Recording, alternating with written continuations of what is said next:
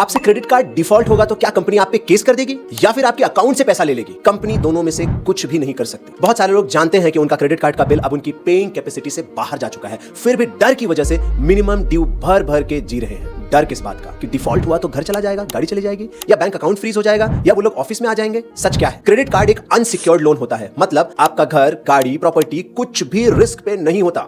Example से समझते हैं। दो तरह के लोन होते हैं, secured and unsecured. Secured loan वो होते हैं जिसमें आप किसी एसेट के अगेंस्ट लोन लेते हो, जैसे gold loan, home loan, car loan, और ये लोन सस्ते होते हैं 8% से 10% के बीच में अक्सर।